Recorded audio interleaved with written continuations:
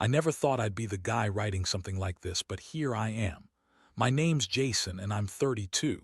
I've been with my wife Emily for about 8 years now. We met in college, hit it off pretty quickly, and everyone always said we were the perfect couple. We were planning our wedding, everything seemed smooth, until it all fell apart right before the big day. Looking back, there were little signs.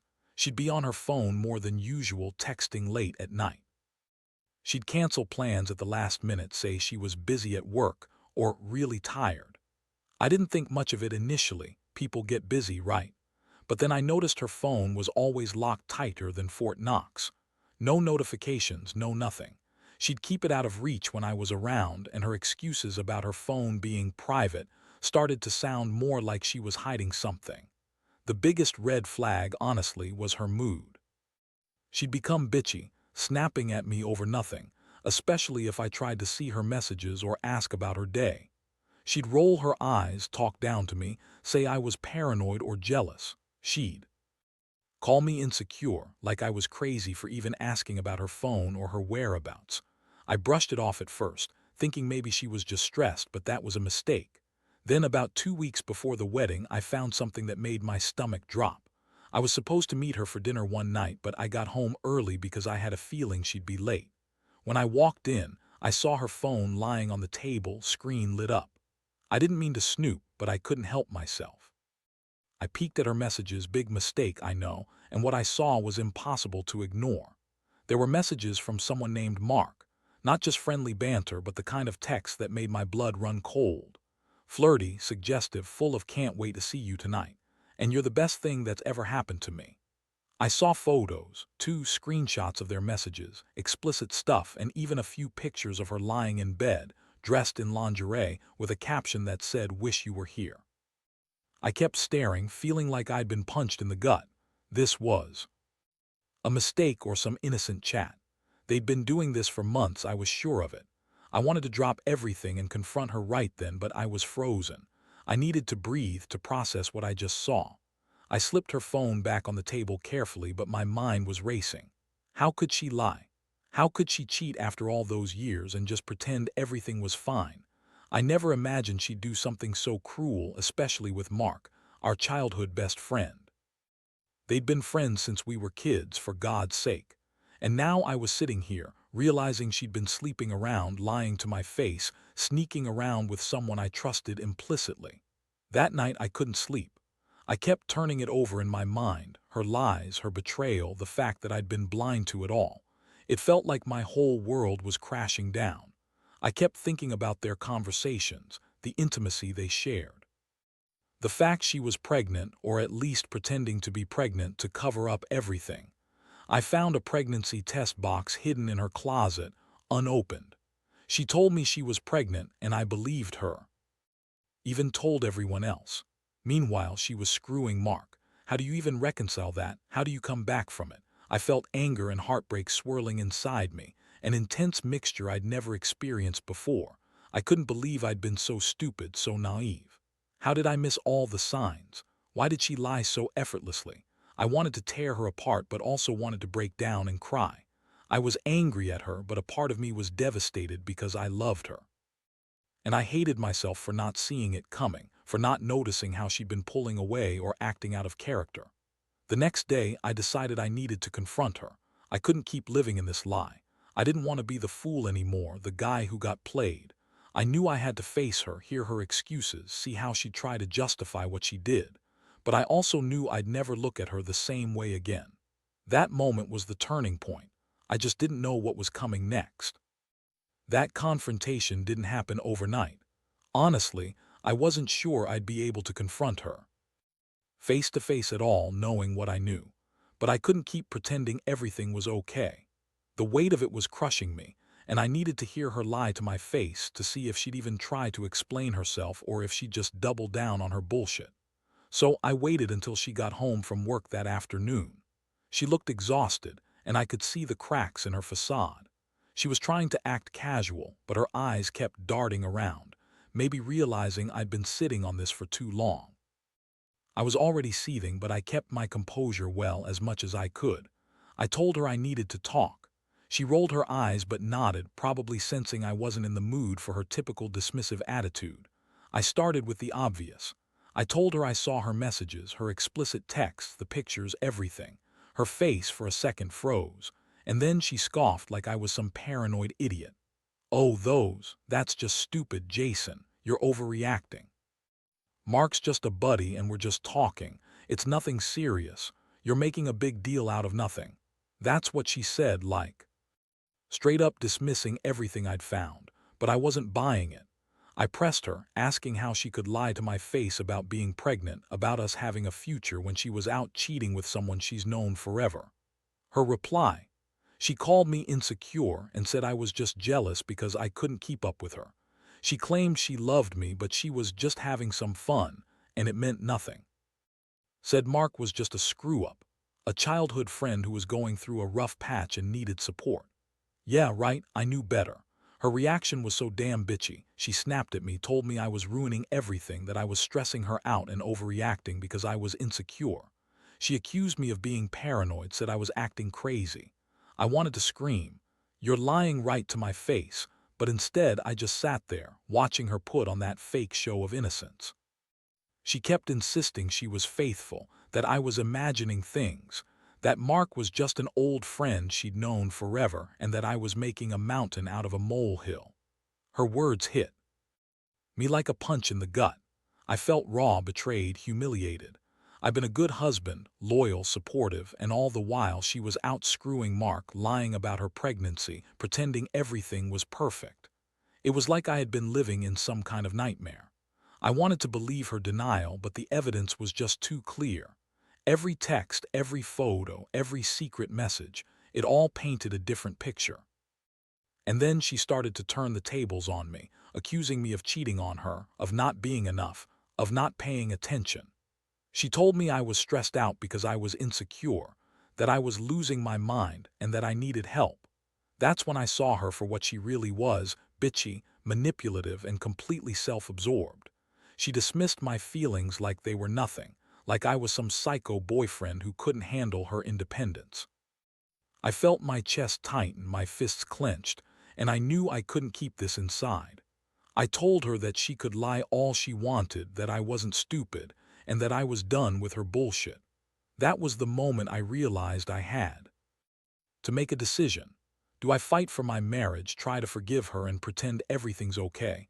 Or do I walk away and never look back? I was furious, heartbroken, and completely lost. I knew deep down that this wasn't just a fling or some mistake. It was months of deception, and she had the nerve to act like the victim. As she stormed out of the room, I was left sitting there, feeling like I'd been hit by a truck.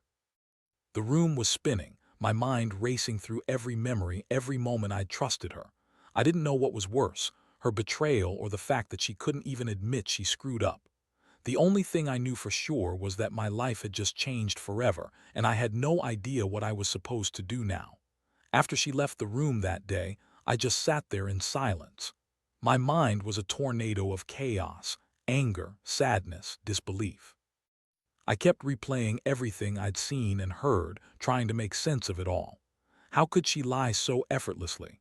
How could she pretend she was faithful all those months, knowing damn well she was screwing Mark behind my back? The fact that she was pregnant, or at least pretending to be, just made it worse. She'd been planning this whole thing, hiding it from me, even faking a pregnancy to keep the illusion alive. I knew I couldn't just sit there and do nothing. I had to come up with a plan. I couldn't let her get away with this, not after everything. I needed to know exactly how deep her lies went, how long she'd been cheating, what she told Mark about us.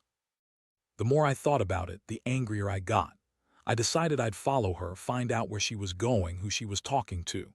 I wasn't about to let her keep sneaking around while I stayed clueless. So that night I started digging.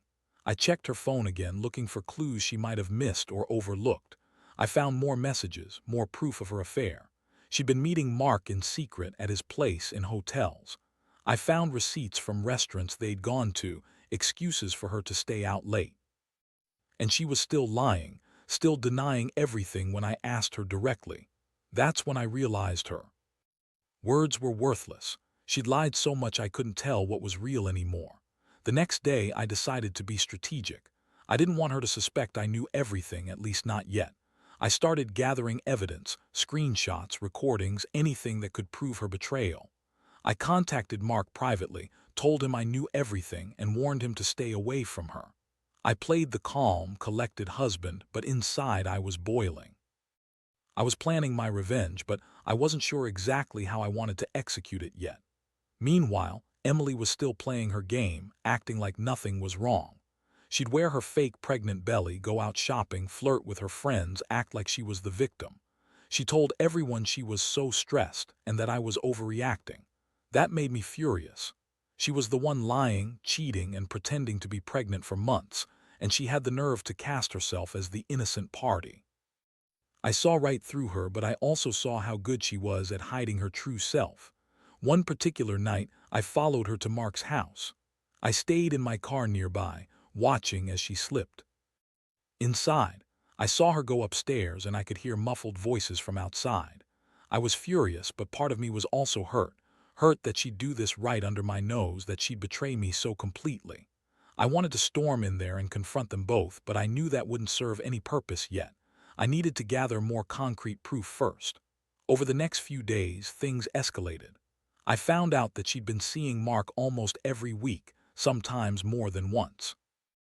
I discovered that she'd told him she was pregnant with my child and that she was going to leave me once she had the baby. That broke something inside me. How could she lie about something so huge? How could she keep pretending to be this innocent, loyal wife when she was out screwing my best friend, planning her exit and faking a pregnancy? It was like I was living in a nightmare I couldn't wake up from. Meanwhile, she kept up the act at home, acting sweet and innocent, but I could see the cracks. Her eyes were shifty, her tone defensive. She'd snap at me if I asked questions, accuse me of being paranoid. She even tried to gaslight me, telling me I was imagining things or making up stories. But I had the evidence now, photos, messages, receipts. She couldn't deny it forever, even if she wanted to. That's when I knew I had to make a decision. I could keep digging, see how far her lies went, or I could confront her head-on and tell her I knew everything. I knew I couldn't stay silent anymore. The betrayal ran too deep, and I felt like I was drowning in a sea of lies. I was angry, hurt, and feeling more betrayed than I ever had in my life. I still loved her, but I couldn't forgive this. Not now, not ever. My mind kept racing with what to do next. I knew I'd have a brutal conversation soon, confronting her with everything I'd uncovered. But part of me also wanted to destroy her lies completely. I didn't want her to walk away thinking she'd gotten away with it. I wanted her to see just how badly she'd screwed up, how much she'd lost. Because at this point I was done playing nice. I was done pretending I didn't know. She'd pushed me to the edge, and I was ready to fight back in whatever way I could. The day I decided to confront her, I felt like I was walking into a battlefield. My heart was pounding, my stomach twisting in knots. I'd gathered enough evidence by then, screenshots, video recordings, her secret texts with Mark, and I was ready to lay it all out in front of her. But I also knew that once I did, there was no turning back. This was it. The truth was about to come crashing down, and I wasn't sure if I'd come out on the other side intact. She was home when I arrived, sitting on the couch like she didn't have a care in the world. She looked so innocent, so fake, like she was just waiting for me to get home so she could keep up her act.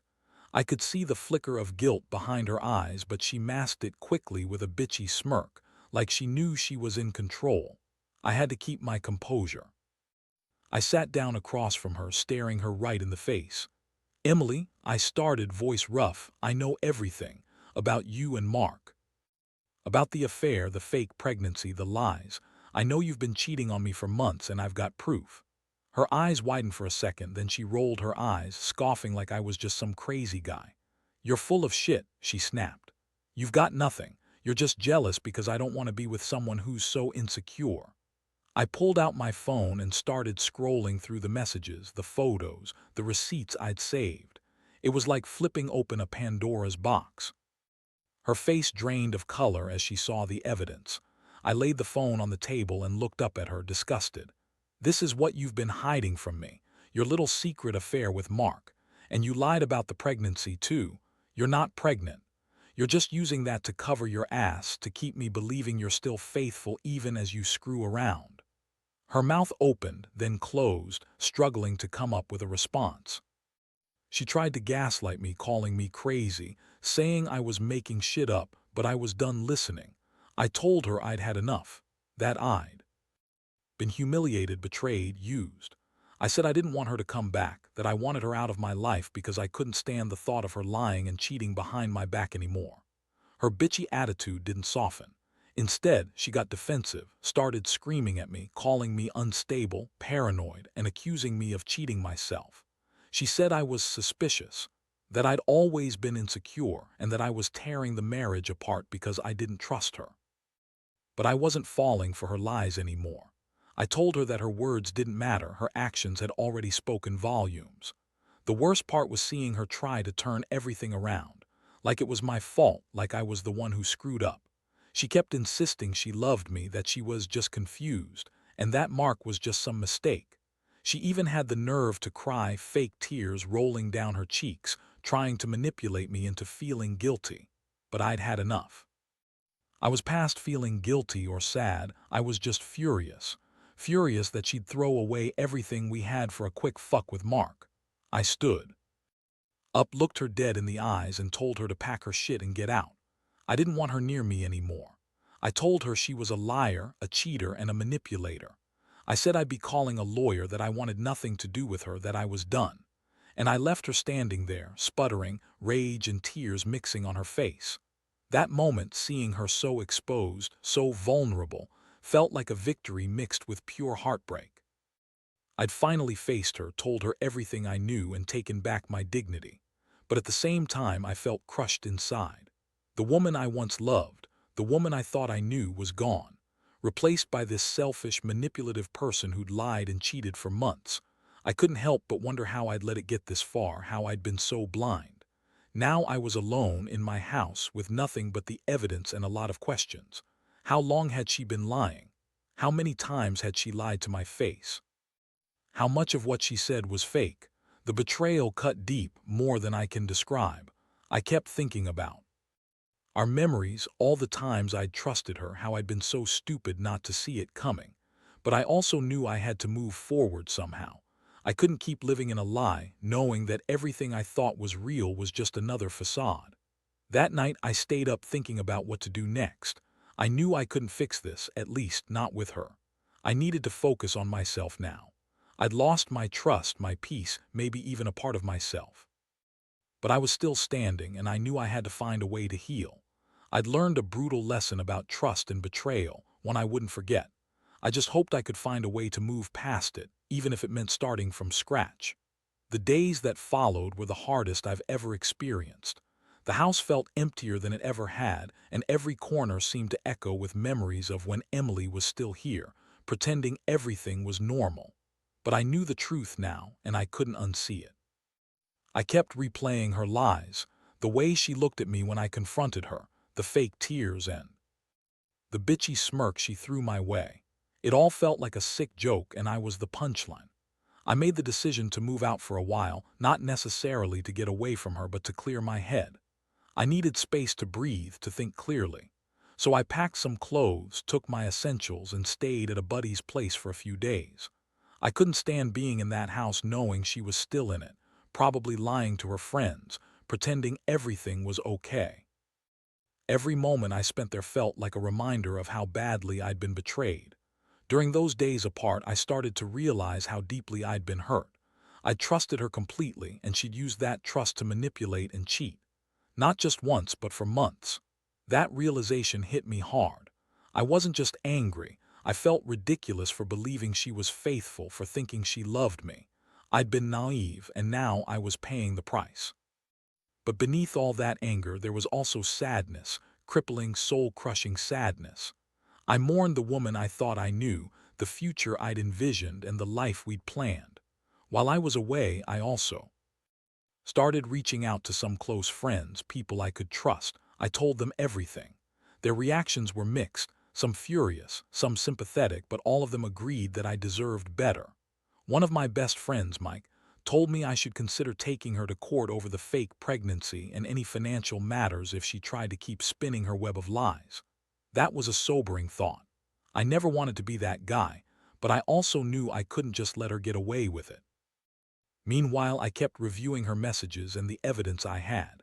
I needed to be sure I wasn't missing anything, that I could really move on without doubts lingering. The more I looked, the clearer it became. This wasn't some one-time slip-up. It was a full-blown affair, hidden behind her false pregnancy, her lies, her manipulations. And the worst part, she'd been doing it for so long that I'd lost count. I kept asking myself, how did I not see it? How did I miss all those signs? But I knew that dwelling on the past wouldn't help. I had to focus on what was next. One night, I reached a breaking point. I was sick of feeling like a fool, sick of the pain, and sick of her lies. I decided I'd go back to the house, pack up whatever I could, and start fresh somewhere else. I couldn't be around her anymore, not after everything. The thought of her pretending to be pregnant while screwing Mark was enough to make me physically sick. I knew I had to take control of my life again, even if it meant starting from zero. When I finally returned to the house, I saw her sitting on the couch trying to act like she was innocent, like the whole thing was just a bad joke. I didn't say a word at first. I just started packing my clothes, taking what I needed. She watched me, silent, her bitchy smirk barely masking her frustration. I could see her trying to manipulate the situation, to convince me to stay, to pretend she was still the same woman I loved. But I wasn't buying it anymore. The woman I loved was gone, replaced by someone else entirely. As I left, I looked her in the eyes and told her she'd burned every bridge we had, that I'd never forgive her, that she'd destroyed what little trust was left. I told her she could keep her fake pregnancy, her lies, her affair. I didn't want anything to do with her anymore. Just hearing her try to argue or deny only confirmed I'd made the right choice. I walked out that door, feeling both free and utterly broken. Now I'm living apart from her, trying to piece my life back together. It's not easy. Every day is a struggle. But I know one thing. I deserve better than someone who would lie, cheat, and manipulate their way through a marriage. I've learned that sometimes you have to cut your losses and walk away, even if it hurts like hell. Trust is fragile, and once it's broken, it's almost impossible to repair. But I'm hopeful I can rebuild myself someday, somewhere. Looking back, I wish I'd seen the signs earlier, but I also realize that nobody deserves to be blindsided like this. My advice to anyone out there going through something similar: listen to your gut. Don't ignore those red flags, and don't let anyone make you feel crazy for questioning things. Because truth has a way of coming out, sometimes suddenly, sometimes slowly. But when it does, you better be ready to face it, no matter how ugly it might be. Since I left her, I've been trying to pick up the pieces, though some days feel like an uphill battle. It's strange how quickly everything can change. How one moment your entire world is perfect, and the next, it's shattered into 1,000 pieces. I keep thinking about all the trust I gave her, all the plans we made, and how easily she threw it all away for Mark and her own selfish needs. It's a brutal lesson in how deception can creep in under the guise of love, and how dangerous it is to ignore the signs. I've come to realize that the pain will never fully go away, but I can't let it define me. I'm learning to forgive myself for being blind, for believing in her when she clearly had no intention of being faithful. I never wanted to be one of those guys who let betrayal destroy them, but honestly, it's been a long road. Every day I wake up with a mix of anger, sadness, and sometimes hope. I remind myself that I am better off without someone who could lie so easily, who could fake a pregnancy, and who could sleep with my best friend for months. I've started focusing on myself, getting back into my hobbies, reconnecting with friends I'd neglected, and working on my career. It's not easy, and I still have moments where I feel like the pain is just too much. But I also feel a newfound strength I didn't know I had. I learned that I don't need her to define me or my happiness. The trust I once gave her was my gift, and she threw it away. Now I have to rebuild that trust in myself, remind myself that I'm worthy of genuine love and honesty. Looking back, I see how toxic her attitude was, her bitchy, manipulative, self-centered streak. She's the kind of person who lies and cheats and then blames everyone else for her problems. But I refuse to carry that bitterness forever. I've realized that the best revenge is living well, moving on, and proving to myself that I can be happy without her. She's out of my life now, and for the first time in a long while, I feel like I'm starting to breathe again. If I could give any advice to someone going through this, it would be this: trust your instincts. Don't ignore the little signs that something's off. When you find proof of betrayal, don't second-guess yourself. Be honest with yourself about what you deserve. And most importantly, don't be afraid to walk away from someone who doesn't respect or value you. It hurts like hell, but sometimes the only way to save yourself is to let go. I'm still healing, still angry at the betrayal, still hurt from the loss. But I also know that I'm stronger now. I'll never forget what she did, but I refuse to let it define me. Life goes on, and I have hope that someday I'll find someone who truly respects me, who's honest and faithful. Until then, I'll keep rebuilding, one day at a time, because the only person who can truly heal me is me, and I'm finally starting to believe I can.